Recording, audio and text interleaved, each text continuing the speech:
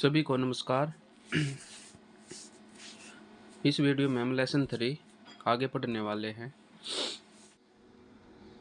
ये है भारतीय वन तंत्र, उष्णकटिबंधीय सदाबहार एवं अर्ध सदाबहार वन।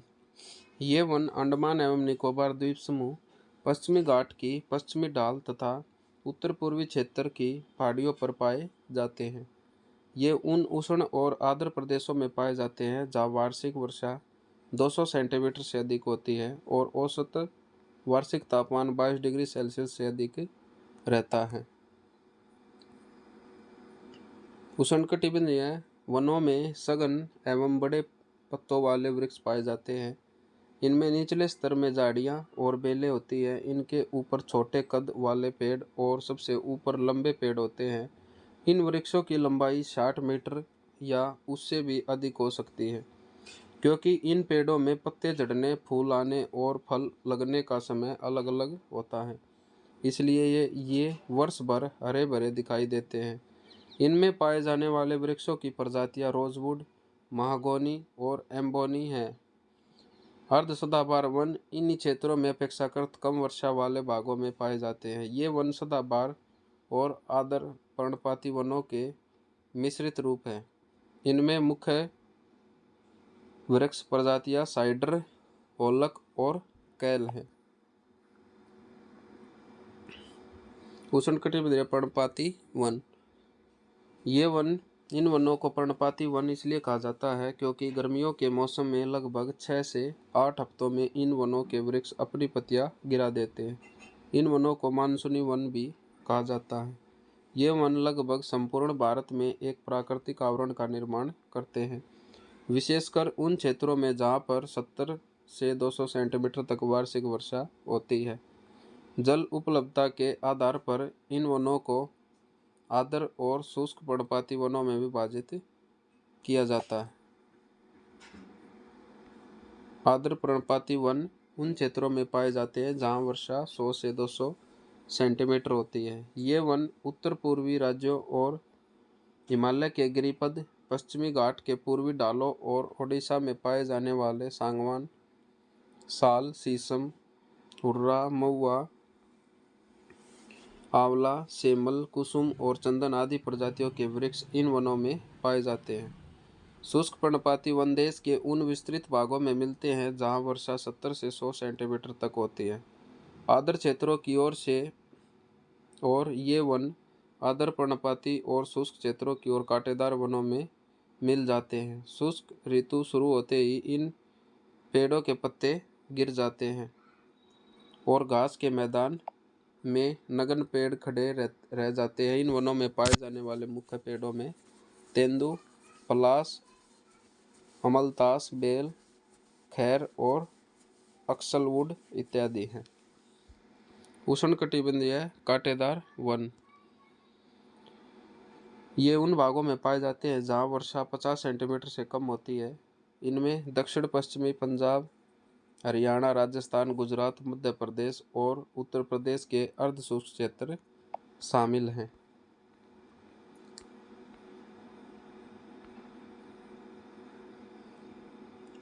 इन वनों में कई प्रकार की घास और झाड़ियाँ पाई जाती हैं। इन वनों में पौधे लगभग पूरे वर्ष पर्णरहित रहते हैं और झाड़ियाँ जैसे लगते हैं। इनमें पाए जाने वाली मुख्य प्रजाति बबूल, बेर, खजूर, खैर, नीम, खेजड़ी और पलास है। इन वृक्षों के नीचे लंबी घास उगती है। पर्वतीय वन। पर्वतीय क्षेत्रों में ऊंचाई के साथ साथ तापमान घटने के कारण प्राकृतिक वनस्पति में भी बदलाव आता है। इन वनों को 2 भागों में बांटा जा सकता है, उत्तर पर्वतीय वन और दक्षिणी पर्वतीय वन। ऊंचाई बढ़ने के साथ हिमालय पर्वत श्रृंखला में उष्णकटिबंधीय वनों से लेकर टुंड्रा क्षेत्रों में मिलने वाली प्राकृतिक वनस्पति पाई जाती है। या हिमालय के गिरिपद पर पर्णपाती वन पाए जाते हैं। उत्तर पूर्वी भारत की उच्चतर पहाड़ी श्रृंखलाओं, पश्चिम बंगाल और उत्तराखंड के पहाड़ी इलाकों में चौड़े पत्तों वाले ओक और चेस्टनट जैसे सदाबहार वृक्षों वाले वन पाए जाते हैं। इस क्षेत्र में 1500 से 1750 मीटर की ऊंचाई पर व्यापारिक महत्व वाले चीड़ के वन पाए जाते हैं। ब्लू पाइन और स्प्रूस 2225 से 3048 मीटर की ऊंचाई पर पाए जाते हैं। इस ऊंचाई पर कई स्थानों पर उष्णकटिबंधीय घास भी उगते हैं। इससे अधिक ऊंचाई पर अल्पाइन वन और चारागाह पाए जाते हैं। 3000 से 4000 मीटर की ऊंचाई पर silver fir, Juniper, pine, birch और रोडोडेंड्रॉन आदि वृक्ष मिलते हैं। ऋतु प्रवास करने वाले समुदाय जैसे गुज्जर, बकरवाल, गद्दी और भूटिया इन चारागाहों का पशुचारण के लिए भरपूर प्रयोग करते हैं। शुष्क उत्तरी ढालों की तुलना में अधिक वर्षा वाले हिमालय के दक्षिणी ढालों पर अधिक वनस्पति पाई जाती है। अधिक ऊंचाई वाले भागों में टुंड्रा वनस्पति जैसे मोस व लाइकेन आदि पाए जाते हैं। दक्षिणी पर्वतीय वन मुख्यतः प्रायद्वीप के भागों में मिलते हैं, जैसे पश्चिमी घाट और नीलगिरी पर्वत श्रृंखलाएं। यहाँ ऊंचाई वाले क्षेत्र में शीतोष्णकटिबंधीय और निचले क्षेत्रों में उपोष्णकटिबंधीय प्राकृतिक वनस्पति पाई जाती है। नीलगिरी, अन्नामलाई और पालनी पहाड़ियों पर पाए जाने वाले शीतोष्णकटिबंधीय वनों को सोलास के नाम से जाना जाता है। इन वनों में पाए जाने वाले वृक्षों मैग्नोलिया, लॉरेल, सिनकोना और वेटल का आर्थिक महत्व है। ये वन सतपुड़ा और मैकाल श्रेणियों में भी पाए जाते हैं। नेक्स्ट है मैंग्रोव वन। भारत में विभिन्न प्रकार के आर्द्र व अनूप आवास पाए जाते हैं। इसके 70% भाग पर चावल की खेती की जाती है। भारत में लगभग 39 लाख हेक्टेयर भूमि आर्द्र है। ओडिशा में चिल्का और भरतपुर में केवलादेव राष्ट्रीय पार्क अंतर्राष्ट्रीय महत्व की आर्द्र भूमियों के अधिवेशन के अंतर्गत रक्षित जलकुक्कुट आवास है। हमारे देश में आर्द्र भूमियों को 8 वर्गों में रखा गया है, जो कि इस प्रकार है। दक्षिण में दक्कन पठार के जलाशय और दक्षिण पश्चिमी तटीय क्षेत्र की लैगून व अन्य आर्द्र भूमि। राजस्थान, गुजरात और कच्छ की खारे पानी वाली भूमि। गुजरात, राजस्थान से पूर्व और मध्य प्रदेश की ताजे जल वाली झीलें व जलाशय। भारत के पूर्वी तट पर डेल्टाई आर्द्र व लैगून, चिल्का झील आदि।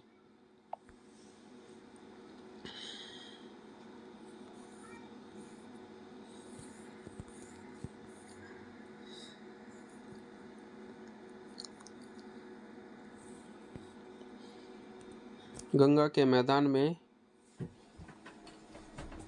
ताजा जल वाले कच्छ क्षेत्र, ब्रह्मपुत्र घाटी में बाढ़ के मैदान व उत्तर पूर्वी भारत और हिमालय गिरिपथ के कच्छ एवं मैंग्रोव क्षेत्र, कश्मीर और लद्दाख की पर्वतीय झीलें और नदियाँ, अंडमान और निकोबार द्वीप समूह के द्वीपीय चापों के मैंग्रोव वन और दूसरे आर्द्र क्षेत्र। मैंग्रोव वन लवण, ज्वारीय, संकरी, खाड़ी, पंख मैदानों और ज्वारमुख के तटीय क्षेत्रों पर पाए जाते हैं। इसमें बहुत से लवण से न प्रभावित होने वाले पेड़ पौधे होते हैं। बंदे जल व ज्वारीय प्रवाह की संकरी खाड़ियों से आड़े तिरछे ये वन विभिन्न किस्म के पक्षियों को आश्रय प्रदान करते हैं। ये वन चक्रवातों से तटीय क्षेत्रों को सुरक्षा प्रदान करते हैं। भारत में मैंग्रोव वन 4975 वर्ग किलोमीटर क्षेत्र में फैले हैं, जो देश के कुल भौगोलिक क्षेत्र का 0.15% है। ये अंडमान और निकोबार द्वीप समूह, पश्चिम बंगाल के सुंदरवन डेल्टा, गुजरात में अत्यधिक विकसित है। इसके अलावा ये महानदी, गोदावरी और कृष्णा नदियों के डेल्टाई भाग में पाए जाते हैं। इन वनों में बढ़ते अतिक्रमण के कारण इनका संरक्षण करना आवश्यक हो गया है। भारत वन स्थिति रिपोर्ट 2021। 13 जनवरी 2022 को भारत वन स्थिति रिपोर्ट 2021 जारी की गई। यह रिपोर्ट भारतीय वन सर्वेक्षण द्वारा प्रकाशित की गई है, जो पर्यावरण, वन एवं जलवायु परिवर्तन मंत्रालय के अधीन एक संगठन है। वर्ष 1987 से भारतीय वन स्थिति रिपोर्ट को द्विवार्षिक रूप में भारतीय वन सर्वेक्षण द्वारा प्रकाशित किया जाता है। यह इस श्रेणी की 17वीं रिपोर्ट है। इस रिपोर्ट में वन एवं वन संसाधनों के आकलन के लिए भारतीय दूर संवेदी उपक्रम रिसोर्ससैट 2 से प्राप्त आंकड़ों का इस्तेमाल किया गया। भारत वन स्थिति रिपोर्ट 2021 में पहली बार कुछ नए अध्याय जोड़े गए। भारत के टाइगर रिजर्व, बाघ गलियारा एवं शेर संरक्षण क्षेत्रों में वनावरण का आकलन, सिंथेटिक अपर्चर रडार आंकड़ों का उपयोग करते हुए जमीन के ऊपर जैव भार का अनुमान, भारतीय वनों में जलवायु परिवर्तन हॉटस्पॉट का मानचित्रण, भारत के टाइगर रिजर्व क्षेत्रों में वनावरण। वन रिपोर्ट 2021 में 52 टाइगर रिजर्व में वनावरण का आकलन किया गया है। टाइगर रिजर्व में वनावरण देश के कुल वनावरण का 7.8% है। टाइगर रिजर्व के कुल क्षेत्रफल का 74.51% है। सर्वाधिक वनावरण क्षेत्रफल वाला टाइगर रिजर्व नागार्जुन सागर है, श्री सलेम, आंध्र प्रदेश में। सर्वाधिक वनावरण वाला टाइगर रिजर्व पाके है, अरुणाचल प्रदेश में।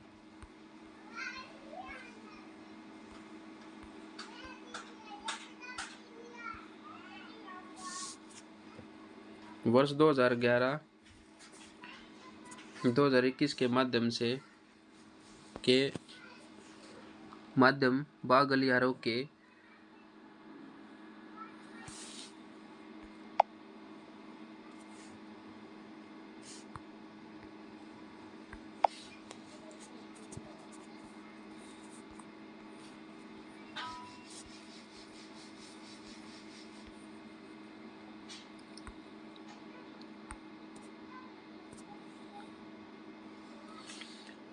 स्थलीय पारिस्थितिकी तंत्र की समस्याएं।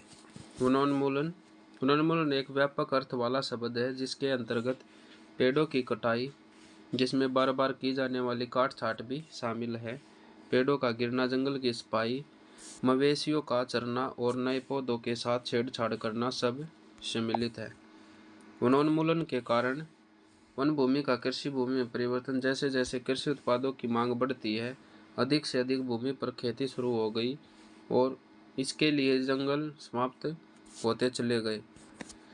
घास के हरे मैदान, यहाँ तक कि दलदली और पानी के नीचे की भूमि को भी खेती के लिए प्रयोग में लाया जाने लगा। वनोन्मूलन से मृदा अपरदन और क्षरण की समस्या उत्पन्न होती है। स्थानांतरित या झूम कृषि। झूम कृषि दक्षिण एवं दक्षिण पूर्व एशिया के पहाड़ी क्षेत्रों में वनों के क्षय व विनाश का एक मुख्य कारण है। कृषि की इस प्रथा में पहाड़ी ढालों पर वनों को जलाकर उस भूमि पर खेती की जाती है। जब उस भूमि की उत्पादकता घट जाती है तो अन्यत्र नए भागों के वनों को साफ किया जाता है। आज भी भारत में असम, मणिपुर, मेघालय, मिजोरम, ओडिशा, नागालैंड आदि राज्यों में स्थानांतरित खेतों की विधि प्रयोग की जाती है। वनों का चारागाहों में परिवर्तन। डेयरी विकास के कारण वनों को व्यापक स्तर पर पशुओं के लिए चारागाहों में बदल गया। राजस्थान में वनस्पति के अभाव में पशुचारण एक महत्वपूर्ण कारक है। जलावन लकड़ी की मांग। विश्व की कुल लकड़ी में से 44% लकड़ी संसार की ईंधन की आवश्यकता को पूरा करती है। विकसित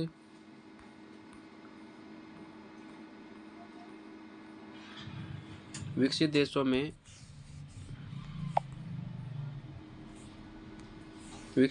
ईंधन की आवश्यकता का 16% जलावन लकड़ी से पूरा किया जाता है। वही भारत में हजारों हेक्टेयर वनावरण को काटना पड़ता है।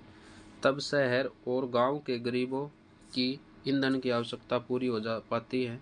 भारत सरकार द्वारा इस मांग को कम करने के लिए विशेष प्रयास किए जा रहे हैं। औद्योगिक और व्यावसायिक उपयोगों के लिए लकड़ी।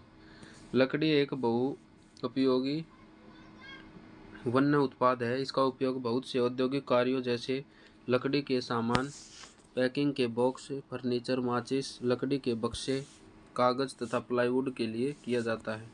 लकड़ी के विभिन्न औद्योगिक उपयोगों के लिए जंगल काट दिए जाते हैं। उदाहरण के लिए हिमालय क्षेत्र में सेबों की खेती के कारण देवदार व अन्य प्रजाति के वृक्षों का बहुत विनाश हुआ है। शहरीकरण तथा विकास परियोजना। प्राय विकासशील गतिविधियों वनोन्मूलन को साथ लाती है। आधारभूत ढांचे के विकास के साथ ही वनों का उन्मूलन शुरू हो जाता है। तापीय शक्ति संयंत्र, कोयला खनिज और कच्चे माल के लिए खनन वनों के उन्मूलन के महत्वपूर्ण कारण हैं। बहुउद्देशीय नदी घाटी परियोजना के कार्यान्वयन के समय विस्तृत वन क्षेत्रों का क्षय होता है, क्योंकि बांधों के पीछे निर्मित वृहद जल भंडारों में जल के संग्रहण होने पर वनों से आच्छादित विस्तृत भूभाग जलमग्न हो जाता है। वन अग्नि। जंगलों में लगने वाली आग से भी वनों का ह्रास होता है। प्रत्येक वर्ष प्राकृतिक या मानवीय कारणों से वनों में आग लगना एक आम बात है। हाल ही में उत्तराखंड तथा ऑस्ट्रेलिया व अन्य यूरोपीय देशों में वन अग्नि की घटनाएं घटित हुई, जिसमें हजारों एकड़ क्षेत्र में विस्तृत वनों को हानि पहुंची।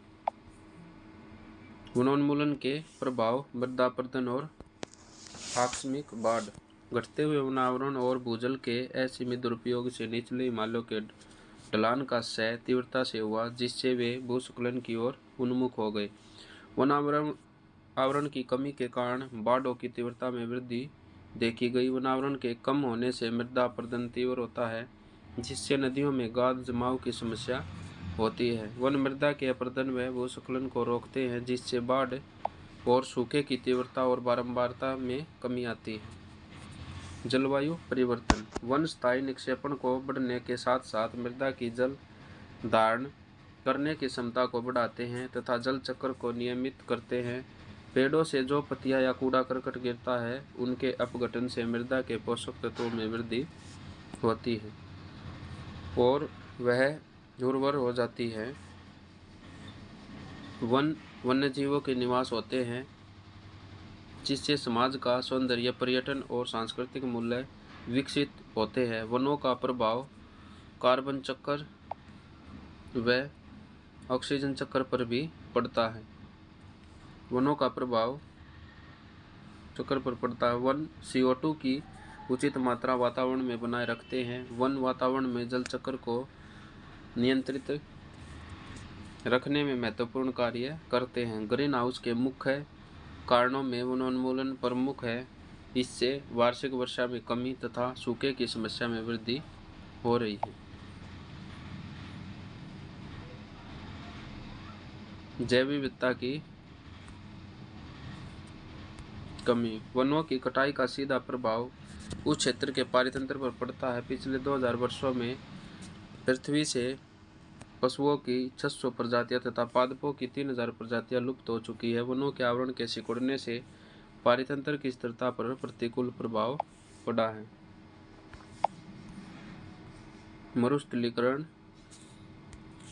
संयुक्त राज्य द्वारा स्वीकृत नवीनतम परिभाषा के अनुसार जलवायु परिवर्तन एवं मानवीय क्रियाकलापों द्वारा ऊसर, अर्ध-ऊसर एवं शुष्क उप आर्द्र क्षेत्रों में भूमि अवनयन मरुस्थलीकरण है। एशियाई देशों में मरुस्थलीकरण पर्यावरण संबंधी एक प्रमुख समस्या है। वन क्षेत्रों की जनसंख्या में तीव्र वृद्धि, सीमित भूमि तथा जल संसाधनों के बावजूद जमीन की बढ़ती मांग के कारण यहाँ नए उद्योग खुल रहे हैं, जिसके कारण जमीन पर पानी में जहरीले पदार्थ घुल रहे हैं। इन सब कारणों से मरुस्थलीकरण की प्रक्रिया लगातार जारी है। साथ ही मौसम की दृष्टि से अत्यधिक संवेदनशील क्षेत्रों में जमीन की उत्पादन क्षमता घट रही है। भारत का कुल भौगोलिक क्षेत्र 328.7 लाख हेक्टेयर है, जिसमें कुल भूमि क्षेत्र के 228.3 लाख हेक्टेयर क्षेत्र को शुष्क भूमि आच्छादित किए हुए हैं। शुष्क भूमि क्षेत्र के अंतर्गत ऊसर क्षेत्र 50.8 लाख हेक्टेयर, अर्ध ऊसर क्षेत्र 123.4 लाख हेक्टेयर क्षेत्र एवं शुष्क उप आर्द्र 54.1 लाख हेक्टेयर क्षेत्र है। शुष्क भूमि के अंतर्गत एक बड़ी बेल्ट प्रायद्वीपीय भारत के माध्यम से उत्तर पश्चिम सीमा से देश के दक्षिणी सिरे तक फैली हुई है। भारत में गर्म ऊसर क्षेत्र ने राजस्थान, पश्चिमी गुजरात, दक्षिणी पंजाब व हरियाणा, आंध्र प्रदेश, कर्नाटक, महाराष्ट्र राज्यों के एक छोटे से हिस्से को अधिग्रहित कर रखा है। मोटे तौर पर राजस्थान का 3/4 हिस्सा, जिसमें 12 पश्चिमी जिले सम्मिलित हैं, जो गर्म ऊसर जोन में आते हैं। महान भारतीय मरुस्थल, जो थार डेजर्ट के नाम से भी जाना जाता है, पश्चिमी राजस्थान में पड़ता है एवं 1,96,150 वर्ग किलोमीटर क्षेत्र को घेरे हुए है और साथ ही शीत मरुस्थल का करीब 15.2 लाख हेक्टेयर क्षेत्र जम्मू कश्मीर एवं हिमाचल प्रदेश के लाहौल स्पीति क्षेत्र में स्थित है। यह अनुमानित है कि भारत के कुल भूमि क्षेत्र का करीब 32% क्षेत्र भूमि अवनयन एवं भौगोलिक क्षेत्र का 25% क्षेत्र मरुस्थलीकरण द्वारा प्रभावित है। 17 जून को पूरे विश्व में मरुस्थलीकरण एवं सूखा रोकथाम दिवस के रूप में मनाया जाता है। वर्ष 2021 के लिए इस दिवस की थीम है मरुस्थलीकरण एवं भूमि अवनयन एटलस। अहमदाबाद स्थित अंतरिक्ष उपयोग केंद्र से इसरो ने 19 अन्य एजेंसियों के साथ मिलकर मरुस्थलीकरण और भूमि अवनयन पर देश का पहला एटलस बनाया। जून 2016 में जारी किए गए इस एटलस के अनुसार 2011 से 13 के दौरान भारत का 96.40 मिलियन हेक्टेयर क्षेत्रफल भूमि अवनयन के अंतर्गत आता है। इसी कालावधि में 82.64 मिलियन हेक्टेयर क्षेत्रफल मरुस्थलीकरण के अंतर्गत आता है। इस एटलस के अनुसार भारत में भूमि अवनयन मरुस्थलीकरण के प्रमुख क्षेत्र राजस्थान, महाराष्ट्र, गुजरात, जम्मू कश्मीर, कर्नाटक, झारखंड, ओडिशा, एमपी, तेलंगाना में पाए जाते हैं। झारखंड, राजस्थान, दिल्ली, गुजरात और गोवा जैसे प्रत्येक राज्य में 50% से ज़्यादा क्षेत्र मरुस्थलीकरण और भूमि अवनयन के अंतर्गत आता है। केरल, असम, मिजोरम, हरियाणा, बिहार, उत्तर प्रदेश, पंजाब और अरुणाचल प्रदेश राज्यों में 10 से भी कम क्षेत्र भूमि अवनयन या मरुस्थलीकरण के अंतर्गत आता है। भूमि अवनयन व मरुस्थलीकरण के कारण। प्राकृतिक कारण। भूमि अवनयन और मरुस्थलीकरण के प्राकृतिक कारणों के रूप में जल और वायु प्रमुख जिम्मेदार तत्व है। जल जनित अपरदन, जो कि अवनयन का सबसे विस्तृत रूप है, सभी कृषि जलवायु जोनों में पाया जाता है। जल के कारण 2011 से 13 में कुल भूमि क्षेत्रफल का 10.98% अपरदित हुआ है। पश्चिमी क्षेत्र में पवन जनित अपरदन प्रमुखता से दिखाई पड़ता है। इस प्रक्रिया में ऊपरी मृदा का क्षय होता है एवं रेत के टीलों में खिसकाव होता है। पवन के द्वारा 2011 से 13 में कुल भूमि क्षेत्रफल का 5.5% भाग अपरदित हुआ है। इसरो द्वारा जारी किए गए आंकड़ों के अनुसार 8.91% भाग वनस्पतिक अवनयन के अंतर्गत आता है। अन्य प्राकृतिक कारणों में तुषारखंडन, लवणीयता, क्षारीयता एवं जल जमाव भी प्रमुख भूमिका निभाते हैं। अपर्याप्त जल संसाधन। शुष्क भूमि क्षेत्रों में अपर्याप्त जल संसाधन पर्यावरण की सीमितता का कारण बनते हैं। साथ ही कृषि एवं पशुपालन हेतु चारा उत्पादन की बढ़ती मांग द्वारा भूमि पर दबाव से यह समस्या दोगुनी हो जाती है। कृषि अभ्यासों जैसे उर्वरकों का अत्यधिक उपयोग, कीटनाशक, गहन फसल पैटर्न, अनुपयुक्त प्रौद्योगिकी इत्यादि भूमि के अवनयन का कारण बनते हैं। जल का अत्यधिक दोहन, खासकर तटीय क्षेत्रों में जल भृतों में लवणीय अतिक्रमण का कारण बनते हैं, जो भूमि अवनयन व मरुस्थलीकरण का कारक है। सूखा यह एक प्राकृतिक रूप से होने वाली घटना है जो वानस्पतिक आवरण की अनुपस्थिति से और विकट हो जाती है एवं जलीय व्यवस्था को प्रभावित करती है। यह ऊसर एवं अर्ध ऊसर क्षेत्रों में भूमि अवनयन का दूसरा कारक है जो फसल विफलता एवं अकाल को प्रेरित करता है। उच्च जैविक दबाव। भूमि अवनयन आगे चलकर उच्च जैविक दबाव द्वारा और तेज हो जाता है। जैविक दबाव में मानव जनसंख्या एवं पशु जनसंख्या आती है। मानवजनित कारकों में कृषि एवं असंपोषणीय कृषि अभ्यासों का विस्तार आता है, जैसे गहन कृषि, रसायन पोषण उपयोग, खराब सिंचाई अभ्यास एवं अतिचारण। भारत में मरुस्थलीकरण को रोकने के उपाय। मरुस्थलीकरण एक बहुआयामी समस्या है जिसके जैविक, भौगोलिक, सामाजिक, आर्थिक आदि अनेक पक्ष हैं। इसलिए इससे निपटने के लिए केंद्र व राज्य सरकारों द्वारा प्रयास किया जा रहा है। वर्ष 1985 में राष्ट्रीय भूमि उपयोग एवं प्रति विकास परिषद को उच्चतम नीति निर्धारक एवं समायोजक एजेंसी के रूप में गठित किया गया। यह परिषद देश भर की जमीनों के प्रबंधन से जुड़ी समस्याओं पर विचार करती है तथा नीतियां बनाती है। इस परिषद के अध्यक्ष प्रधानमंत्री है और पिछले कई वर्षों से शोध संस्थाएं कृषि विश्वविद्यालयों के सहयोग से मरुस्थलीकरण और सूखे के प्रभाव के संबंध में गहन अनुसंधान में लगी हुई है। इसके रोकने के उपाय: रोकथाम, बेहतर भूमि उपयोग, नियोजन एवं प्रबंधन, जनसंख्या नियंत्रण, मरुस्थलीकरण को रोकने के लिए सैकपट और वृक्षारोपण। उत्क्रमण, मृदा अपरदन पर नियंत्रण, जल का समुचित उपयोग, रेत का स्थिरीकरण, सामाजिक व आर्थिक नियंत्रण, पशुचारण पर रोक और न्यूनतम खुदाई। आधुनिक पत्ती मेघ बीजन सिंचाई के लिए टपक बूंद बूंद विधि का प्रयोग। इन अनुसंधानों की प्राथमिक मरुस्थलीकरण को रोकना है। प्राथमिकता मरुस्थलीकरण को रोकना है। सूखा पीड़ित इलाकों की उत्पादकता बढ़ाने की कार्यविधियां विकसित करना है। केंद्रीय शुष्क कृषि अनुसंधान संस्थान हैदराबाद तथा केंद्रीय शुष्क क्षेत्र अनुसंधान संस्थान जोधपुर आदि इसके रोकथाम के उपाय खोजने में लगे हुए। United Nations Convention to Combat Desertification 1992 में हुए रियो सम्मेलन की अनुशंसा के आधार पर इस कन्वेंशन को 1994 में स्वीकार किया गया, जो कि दिसंबर 1996 से वास्तविक रूप में अस्तित्व में आया। भारत सहित 1997 पार्टीज इसके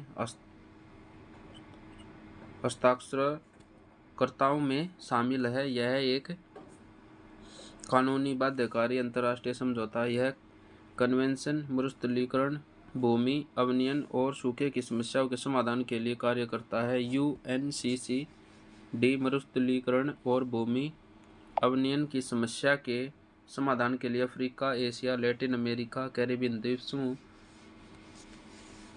मध्य एवं पूर्वी यूरोप तथा उत्तरी भूमध्य सागरीय क्षेत्रों में कार्यरत है। भारत के पास मरुस्थलीकरण की समस्या के समाधान के लिए राष्ट्रीय जल नीति 2022 तथा राष्ट्रीय वन नीति 1988 जैसी कोई विशिष्ट नीति या कानूनी ढांचा नहीं है, लेकिन मरुस्थलीकरण और भूमि अवनयन की समस्या के समाधान के लिए भारत विभिन्न तरीकों से प्रयासरत है।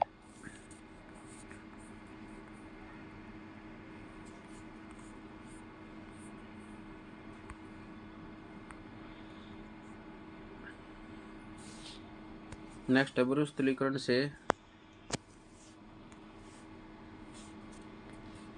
मुकाबले हेतु नेशनल एक्शन प्रोग्राम।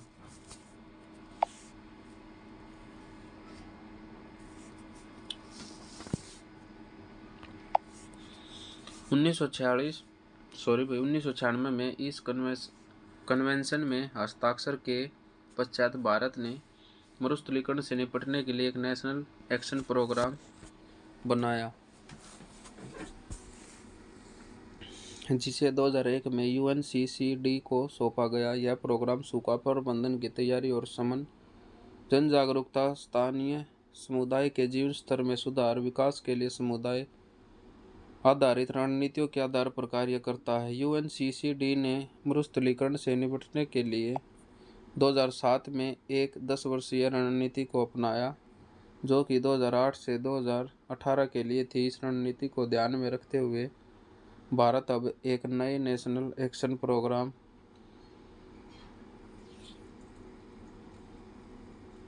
NNAPCD को क्रियान्वित करने की प्रक्रिया में है। कन्वेंशन के पक्षकारों को प्रत्येक 2 वर्ष में मरुस्थलीकरण से निपटने के अपने प्रयास की रिपोर्ट UNCCD को सौंपनी पड़ती है। संपोषणीय भूमि एवं पारिस्थितिकी प्रबंधन। 11वीं पंचवर्षीय योजना में भारत सरकार द्वारा कृषि की उत्पादकता में वृद्धि का लक्ष्य रखा गया, लेकिन सरकार ने यह माना कि इस लक्ष्य को तब तक नहीं प्राप्त कर सकते जब तक कि भूमि संसाधन के अवनयन को न रोका जाए। अतः भूमि संसाधन के अवनयन को रोकने के लिए SLEM कार्यक्रम आया। यह कार्यक्रम वैश्विक पर्यावरणीय सुविधा के भागीदारी कार्यक्रम के तहत भारत सरकार व ग्लोबल एनवायरनमेंट फैसिलिटी की एक संयुक्त पहल है। SLEM कार्यक्रम का उद्देश्य सतत भूमि प्रबंधन को बढ़ावा देना, जैव विविधता का संरक्षण तथा पारिस्थितिकीय प्रणालियों की क्षमता को बनाए रखना। SLEM कार्यक्रम को UNDP, विश्व बैंक, FAO से भी सहायता प्राप्त होती है। UNCCD की 12 वर्षीय रणनीति।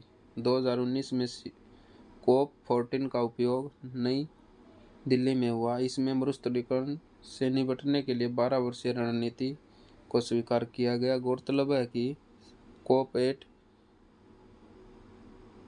COP8 में 10 वर्षीय रणनीति को भी स्वीकार किया गया था। जलीय पारिस्थितिकी तंत्र की समस्याएं। सुपोषण या यूट्रोफिकेशन। घरेलू कूड़ा करकट, नाइट्रोजन और फास्फेट की बहुलता वाले उर्वरक के अंश, भूस्राव और औद्योगिक कचरा जब जल निकायों में मिलता है तो जल निकाय में बड़ी तीव्रता से पोषकों की वृद्धि होती है। जल में अधिक पोषक समृद्धि होने से डकवीड, वाटर हायसिंथ, फाइटोप्लैंक्टन और दूसरी जलीय वनस्पतियों तथा सूक्ष्म जलीय जीवों की वृद्धि होती है, जिसके कारण जल में घुली हुई ऑक्सीजन की मांग बढ़ जाती है। पोषक तत्वों की अधिकता से शैवालों की तीव्र वृद्धि होती है, जिससे सूर्य का प्रकाश जलीय पौधों तक नहीं पहुंच पाता और उनकी मृत्यु होने लगती है। मरे हुए, सड़े गले पौधे और जैविक पदार्थों के सूक्ष्मों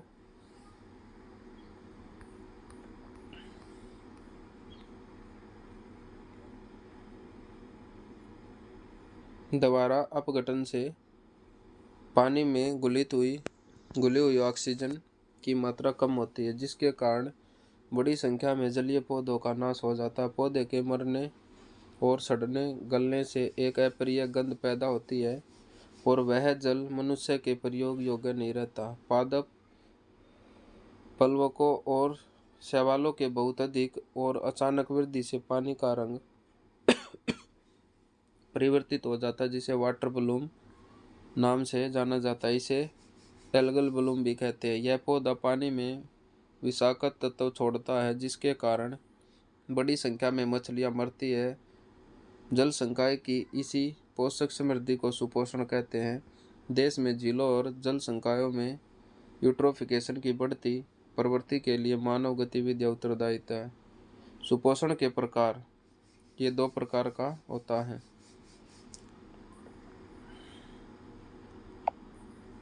पर्यावरण पर प्रभाव और सामाजिक आर्थिक प्रभाव। पर्यावरण पर प्रभाव। पानी की पारदर्शिता में कमी, शैवाल वृद्धि, ऑक्सीजन अपर्याप्तता, प्रजाति विविधता में कमी, प्रमुख बायोटा में बदलाव और खाद्य जाल संकट। सामाजिक आर्थिक प्रभाव, वनस्पति का विकास, इससे पानी के प्रभाव व बोट के रास्ते में रुकावट आती है, पानी प्रदूषित होता है, पर्यटन को हानि होती है, पानी की एमिनिटी वैल्यू में कमी, व्यावसायिक उपयोग वाली प्रजाति का क्षय और मछलियों की मृत्यु से आर्थिक हानि। प्राकृतिक सुपोषण, जब सुपोषण प्राकृतिक रूप से होता है अर्थात मानवीय हस्तक्षेप के बिना संपन्न होता है तो उसे प्राकृतिक सुपोषण कहते हैं। यह प्रक्रिया कई वर्षों तक चलती रहती है। इस प्रक्रिया में पहले शैवाल धाराओं में उत्पन्न होकर वृद्धि करते तथा धीरे धीरे झीलों में भी इनकी वृद्धि होती जाती है। मानव निर्मित सुपोषण, इनमें मानवीय गतिविधियों के कारण सुपोषण की गति में वृद्धि हो जाती है। घरेलू अपशिष्ट, कृषि व शहरी अपशिष्ट के कारण पोषक तत्वों में तीव्र वृद्धि हो जाती है, जिससे शैवालों की वृद्धि से सुपोषण क्रिया होती है। यह सुपोषण क्रिया कुछ वर्षों में पूरी हो जाती है। सुपोषण के स्रोत,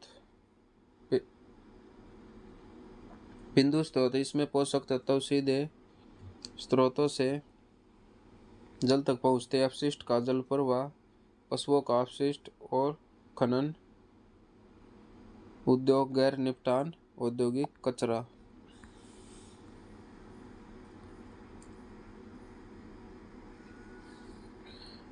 शैवालों का गैर बिंदु स्रोत, ये सीधे जल में नहीं आते, इसलिए इनका निपटारा करना भी कठिन होता है। कृषि क्षेत्र व सिंचाई अपवाह, भूमि पर घटित घटनाएं, औद्योगिक इकाइयों से अप्रत्यक्ष रूप से आया अपशिष्ट। सुपोषण को नियंत्रित करने के उपाय, स्वीडन में गोथेनबर्ग विश्वविद्यालय के शोधकर्ताओं ने बताया कि समुद्र तल से नीचे ऑक्सीजन युक्त पंप द्वारा यूट्रोफिकेशन पर नियंत्रण किया जा सकता है।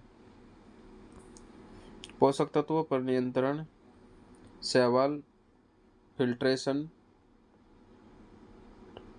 अल्ट्रासोनिक रेडिएशन, अपशिष्ट निपटारा व जलीय पारितंत्र में मानवीय हस्तक्षेप को कम करना, कृषि में आवश्यक तत्वों का प्रयोग, नॉन पॉइंट व पॉइंट स्रोत द्वारा सुपोषण पर नियंत्रण, सरकारी प्रयास व स्थानीय लोगों में शिक्षा व प्रशिक्षण द्वारा जागरूकता। शैवाल एक सरल सजीव है। अधिकांश शैवाल पौधों के समान सूर्य के प्रकाश की उपस्थिति में प्रकाश संश्लेषण की क्रिया द्वारा अपना भोजन स्वयं बनाते हैं, अर्थात ये स्वपोषी होते हैं। ये एक कोशिकीय से लेकर बहुकोशिकीय तक हो सकते हैं, परंतु पौधों के समान इनमें जड़, पत्तियां इत्यादि नहीं होती। शैवालों का वर्गीकरण क्रिस्टोगम के थैलोफाइटा वर्ग में किया गया है। अधिकांश शैवाल तालाबों, रुके हुए जलाशयों तथा समुद्रों में पाए जाते हैं। शैवालों का प्रयोग कृषि, उद्योग, चिकित्सा में बहुत महत्वपूर्ण है। शैवाल वायु से नाइट्रोजन लेकर मिट्टी में नाइट्रोजन के यौगिक में परिणत कर उसे स्थिर करते हैं। शैवाल नाइट्रोजन को स्थिर कर मिट्टी की उर्वरता शक्ति को बढ़ाते हैं और फसल वृद्धि में सहायक है। जापान, चीन, इंडोनेशिया, ऑस्ट्रेलिया आदि देशों में शैवाल मुख्य खाद्य पदार्थ है। शैवाल मछलियों का आहार भी है।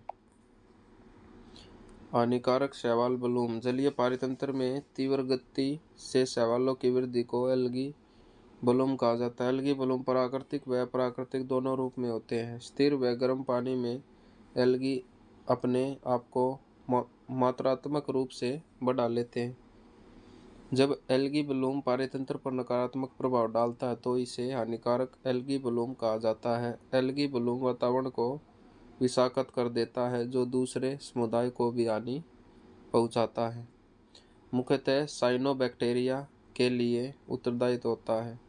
साइनोबैक्टीरिया को ब्लू ग्रीन एल्गी भी कहा जाता है। वैज्ञानिक शोध के अनुसार भारत के समुद्रों में 12 वर्षों के दौरान विषैले एल्गी ब्लूम में 15% की वृद्धि हुई है।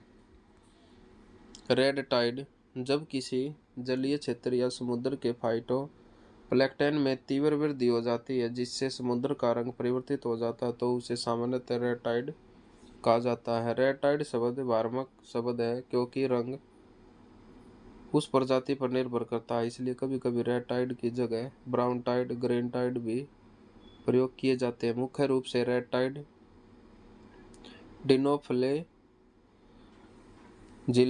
के कारण होता है। रेड टाइड कुछ समय विशेष के लिए रहता है पर यह जलीय पारितंत्र पर गहरा